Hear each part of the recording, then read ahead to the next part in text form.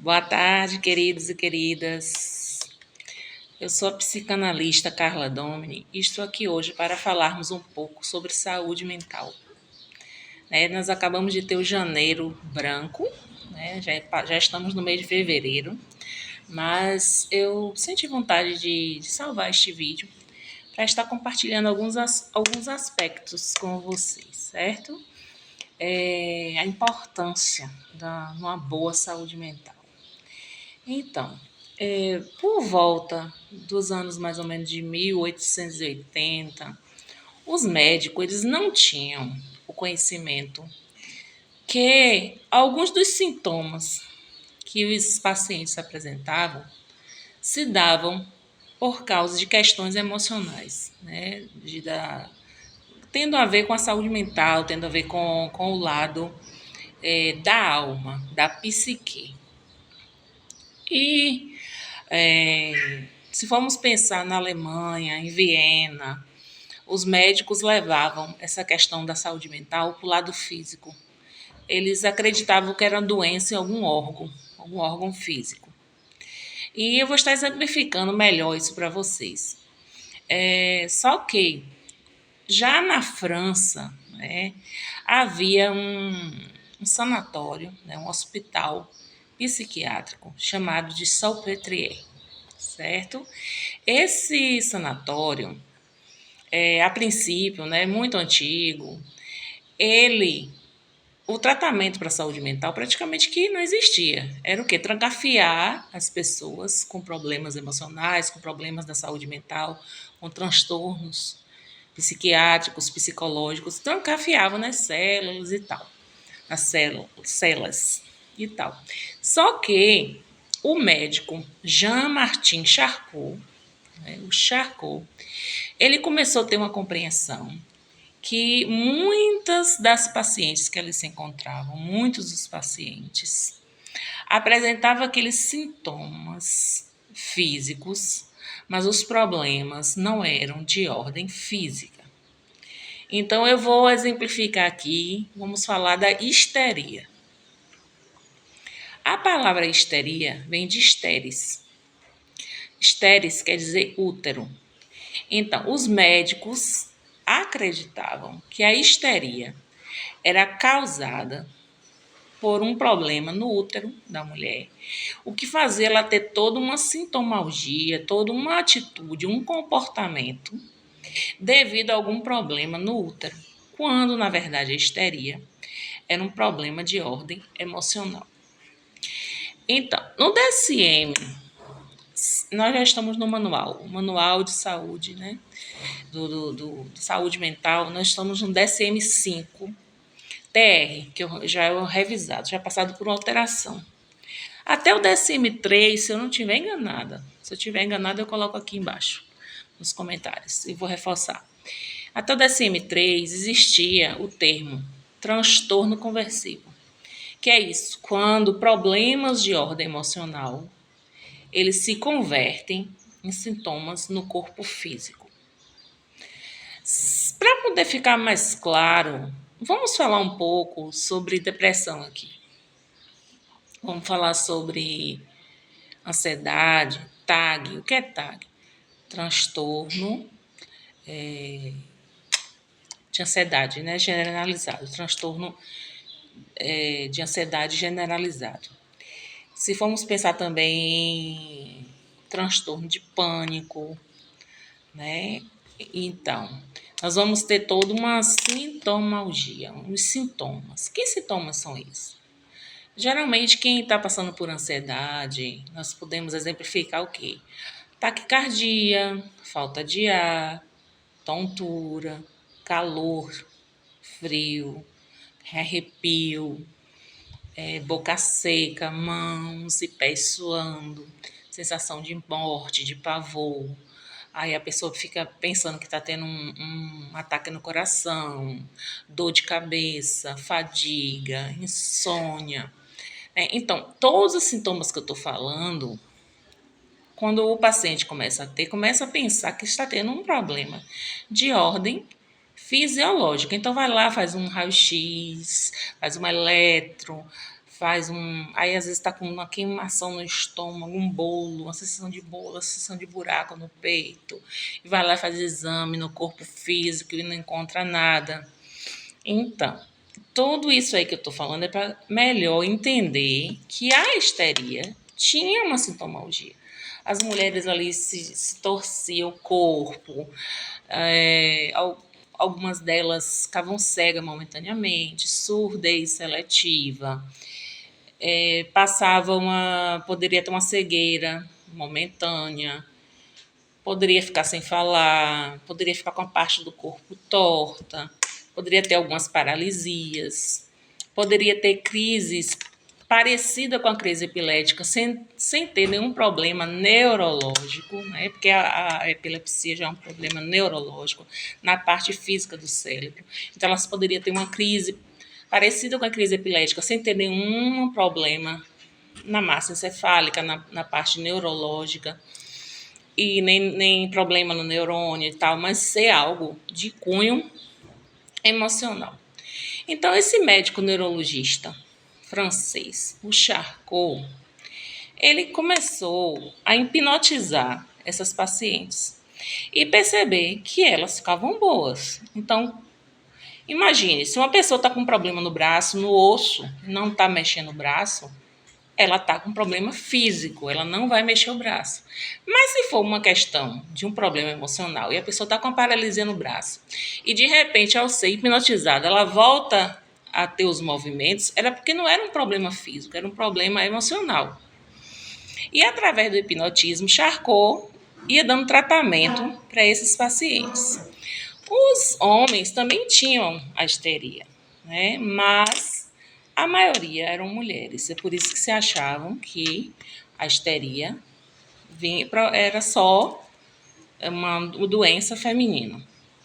Vale ressaltar que a histeria é tão antiga que ainda na Idade Média as mulheres muitas vezes eram queimadas em fogueira porque acreditavam que elas estavam tendo uma possessão, né, demoníaca por causa daquela sintomalgia, mas era de cunho emocional. Então, vamos lá. Sigmund Freud, ele era um neurologista também.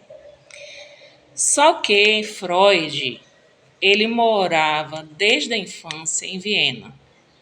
Ele nasceu mais ou menos na República Tcheca, certo? Também eu posso deixar aqui na descrição a cidade de nascimento dele. Aqui no meu Instagram mesmo, eu falo bastante sobre Freud, tem material escrito, tem falando sobre onde ele nasceu, o pai dele, a mãe dele, temos fotos, vocês podem ver. Para resumir o vídeo, não ficar muito longo, Freud, ele era um neurologista, morava em Viena. E ele ganhou uma bolsa de estudos para ele passar mais ou menos uns 5 meses em Paris e um mês na Alemanha. E ele foi para estudar, fazer uma especialização, essa bolsa, né, com o médico Jean-Martin Charcot. E ali por volta de 1881, 1882, ele ficou ali mais ou menos seus 6 meses. E ele pôde ter contato com essas pacientes histéricas de Charcot e descobrir isso, né, que elas, ao serem hipnotizadas, ficavam boas. Então, ele volta para a cidade dele, para Viena, com uma outra perspectiva. E Freud, ele tinha um colega, né, de profissão, que o nome dele era Breuer. E ele começou ali a ter contato com Breuer nos anos mais ou menos de 1882, 1883, por aí, que ele começou a ter esse contato todo com Breuer, sobre a Anna Freud, que era uma paciente de Breuer, que era uma paciente histérica. E eles escreveram juntos um livro no ano de 1884, 1885, que é o livro sobre a histeria. E então, em coautoria. Essa paciente de Breuer, ela tinha muitos sintomas, né? E Breuer já tratava ela com hipnotismo, e ela tinha uma toda sintomalgia histérica, né? Ela às vezes não podia falar no próprio idioma. Como ela conhecia outros idiomas, ela falava parcialmente em outros idiomas. Ela tinha contractura muscular, ela tinha insônia, ela tinha crises de choro. Tá tudo ali no livro, eu vou colocar aqui também na descrição. É muito interessante a história. Mas para não me alongar demais, vamos lá. Então, a Ana O, ela começou a ser atendida por Breuer, certo? Só que em determinado momento, ela teve uma gravidez psicológica, ela fez uma transferência de sentimento para Breuer, e por Breuer ser casado, a esposa ter todo um ciúme, ele acabou não podendo mais atendê-la. E Freud terminou esse atendimento por um tempo. Né? Então ali a gente vê, as pessoas costumam dizer que Freud não atendeu Ana O, mas quando a gente vai ler o livro, a gente vê sim. Ele conta ali a experiência de atendê-la. Então Freud atendeu Ana O.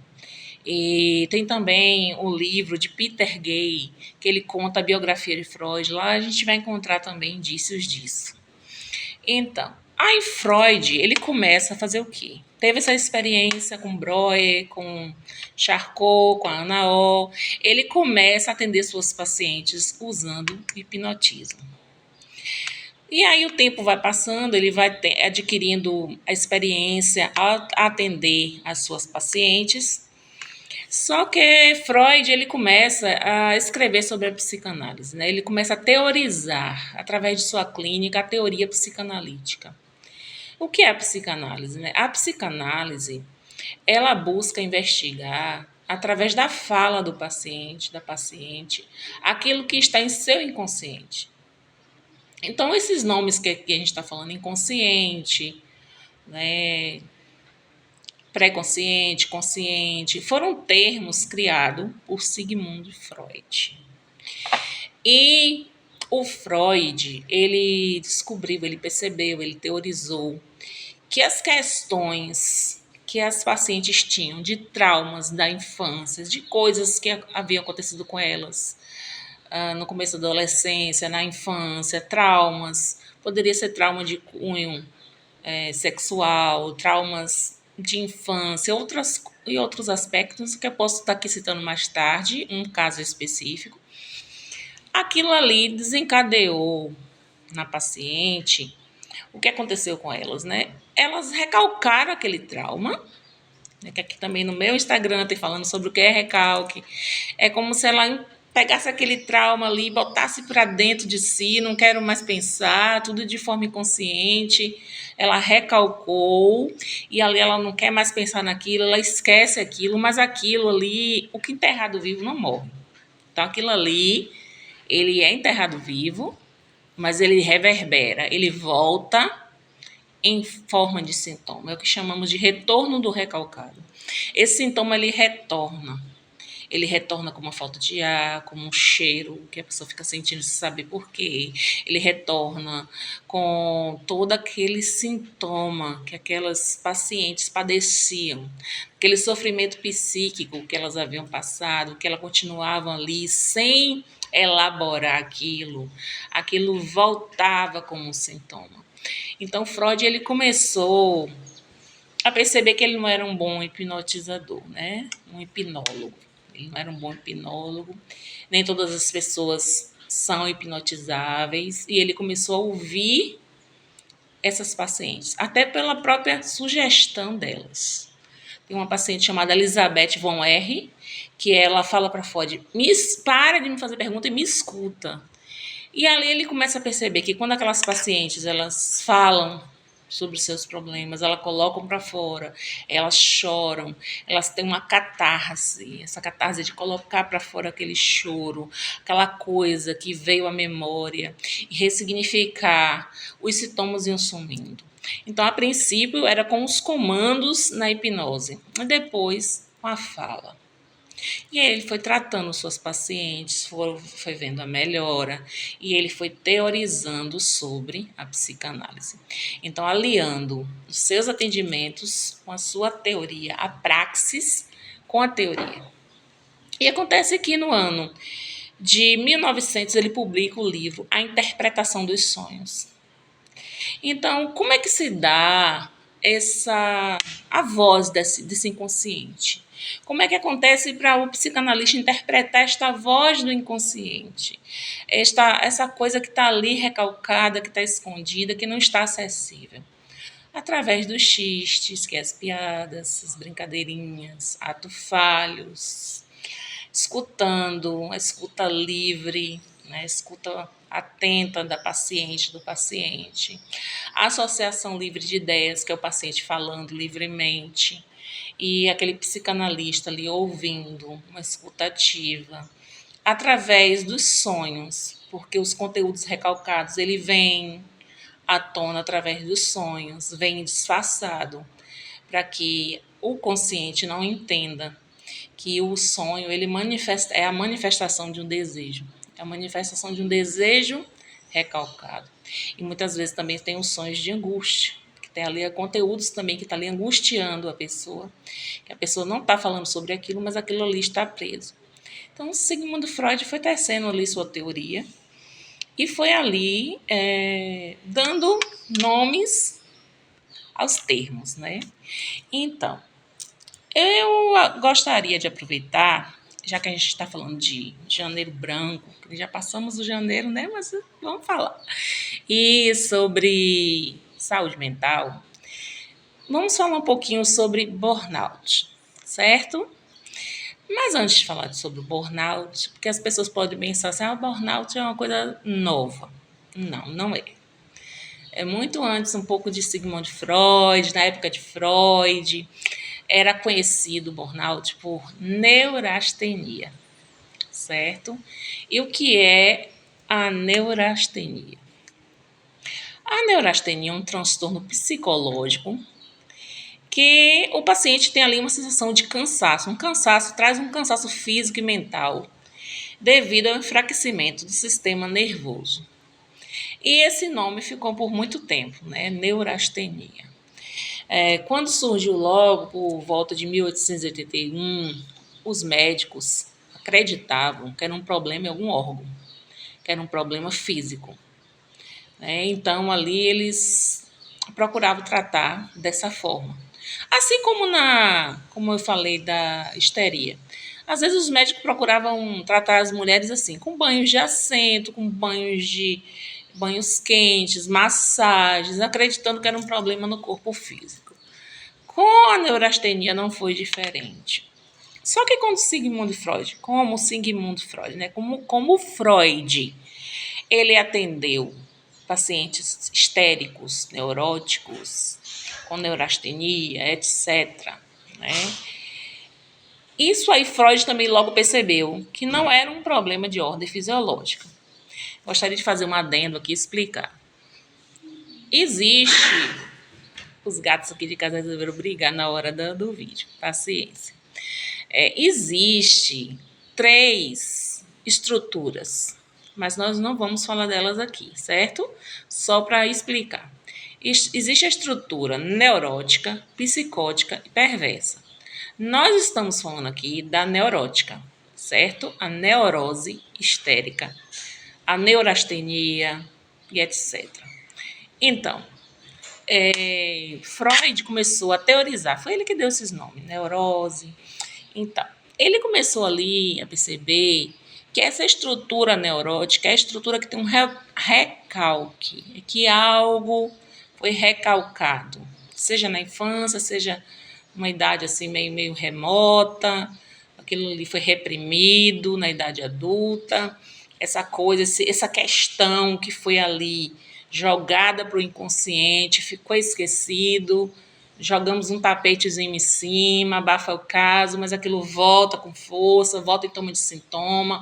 Essa é a estrutura neurótica. E a neurastenia, né, já era um tipo de esgotamento físico e mental, mas que Freud também começou a investigar.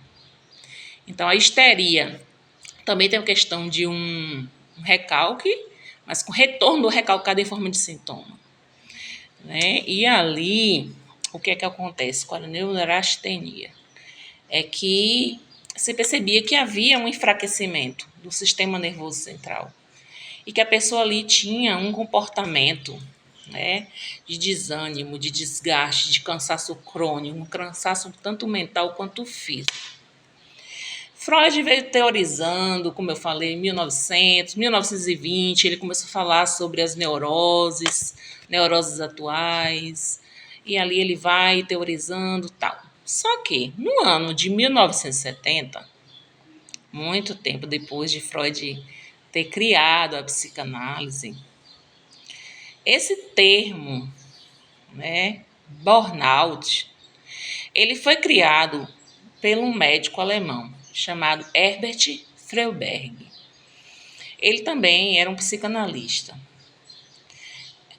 O Herbert ele nasceu em 1926 e faleceu em 1999. Então, nos anos 70, ele cunhou esse nome burnout, né? E esse burnout ele vem trazer para nós, para a gente, descrever o estado de esgotamento físico e mental que alguns profissionais vivenciam. E o que quer dizer burnout? A palavra burnout quer dizer combustão, queimar até o fim. É como se a pessoa lhe esquentasse tanta cabeça no trabalho que tivesse com ela queimada, vamos botar assim metaforicamente. Então, ali, primeiramente, ele começou a falar sobre isso, o Freiberg, sobre os profissionais de saúde, né? Porque eles eram os profissionais que eram mais acometidos. Então, a síndrome de burnout, né? Síndrome, também conhecido como síndrome do esgotamento profissional, é um distúrbio emocional que causa sintomas físicos e mentais. Vamos ver que os sintomas incluem cansaço excessivo, dor de cabeça, alteração no apetite, insônia, dores pelo corpo, alterações cardiovasculares, náuseas, músculos tensos. Podemos ter outros tipos de sintoma, como falta de foco, dificuldade de concentração, sentimento de fracasso e insegurança, negatividade constante, sentimento de derrota e desesperança, irritabilidade, desânimo, falta de interesse, tristeza profunda, exaustão emocional. Então, essa tristeza profunda ela pode ser confundida também com a depressão, né? E também o burnout traz uma depressão. Então, a síndrome é causada pelo excesso de trabalho, de situações desgastantes, competitividade ou responsabilidade demasiada.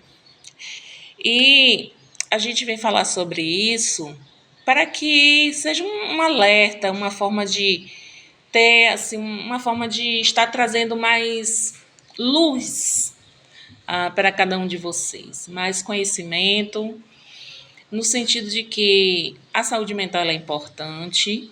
Temos aí vários tipos de transtorno hoje em dia, como eu já falei, TAG, depressão, transtorno de pânico, burnout, etc.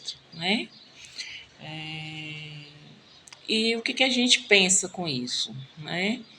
Que como geralmente as questões de problemas na saúde mental, elas aparecem como sintomas físicos, fica aí um alerta, né? Não quer dizer que todo mundo que tiver com palpitação, tal, que vai ser um problema emocional, mas fica aí o alerta para falta de ar, tontura, palpitação, é, alguma irritação no estômago, uma sensação de desmaio.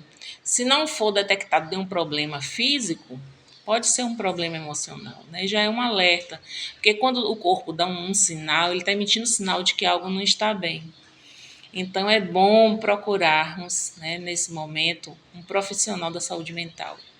Se não tiver nenhum problema físico, procurar um profissional da saúde mental. Existe aí psicólogos, psicanalistas, eu sou psicanalista, e procurar estar assim buscando ajuda, né? E também com relação ao que você pode fazer para melhorar a sua qualidade de vida, melhorar a sua saúde mental no trabalho e fora dele, né? Então, você buscar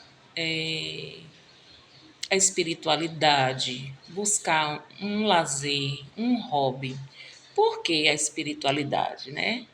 Eu também sou neuropsicanalista. Nós sabemos que o lóbulo temporal, ele é responsável pelas emoções, é responsável por você ter esse sentimento de querer pertencer a algo maior.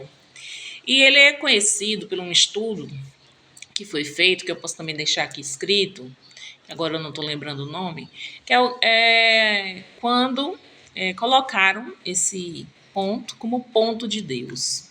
Por que o ponto de Deus? Porque fizeram um estudo de que quando você se ajoelha e você fala com Deus, independente de você crer ou não, de qual a sua religião, de com quem você está falando, com o universo, sei lá o que você acredita, independente de religião. Eu acredito em Deus, eu falo com Deus. Então, é que essa área aqui, ela tem uma irrigação maior. E ela pode ser vista isso em tomografia. Então, é necessário que busquemos a nossa espiritualidade. É necessário que a gente tenha um objetivo de vida além do trabalho. Não só trabalhar, trabalhar, trabalhar. Às vezes também as pessoas se condicionam a sair do trabalho e vamos beber, beber, beber. Aí acaba ficando o quê? Viciado na bebida. Quando pensar que não está doente, que tudo que é demais é exagero. Então, assim, e isso acaba sendo condicionado pela situação. Estressa, estressa, estressa, fuga. Estressa, estressa, estressa, fuga. Mas vamos fugir para algo mais saudável. Vamos fugir para um hobby. Vamos fugir para um crochê. Vamos fugir para meditação. Vamos usar a meditação.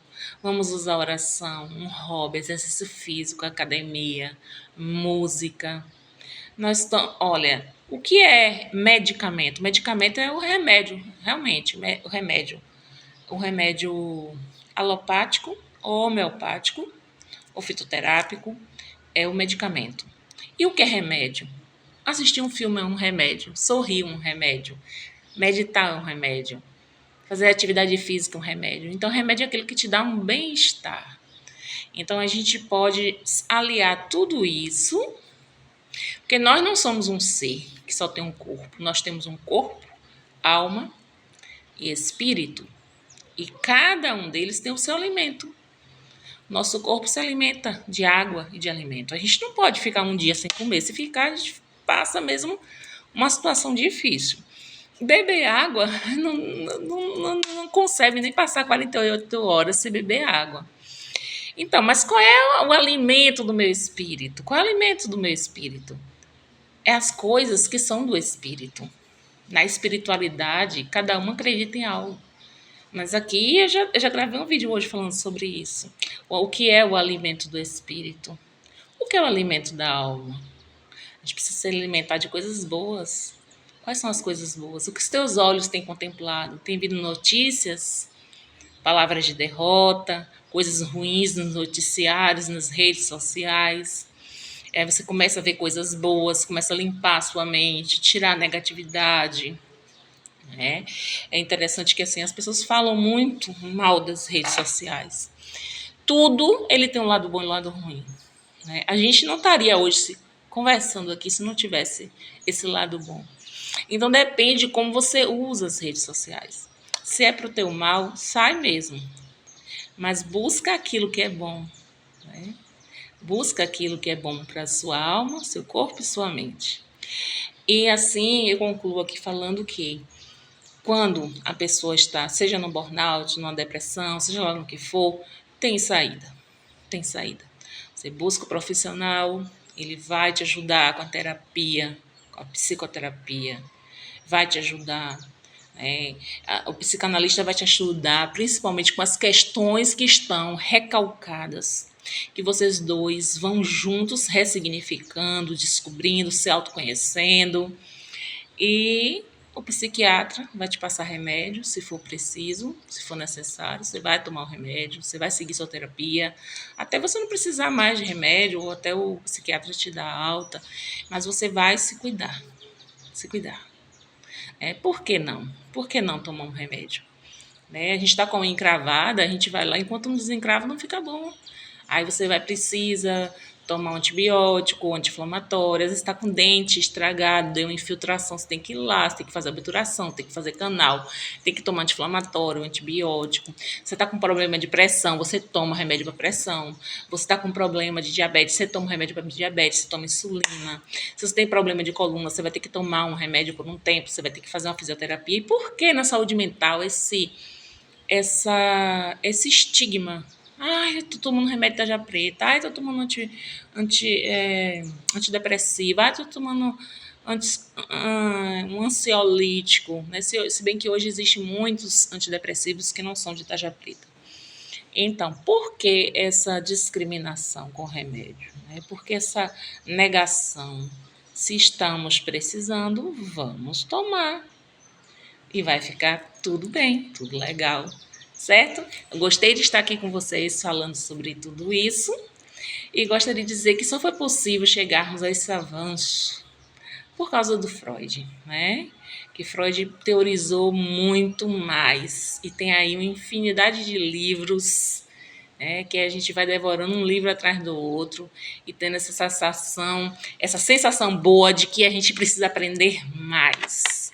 Então, muito obrigada e um beijão.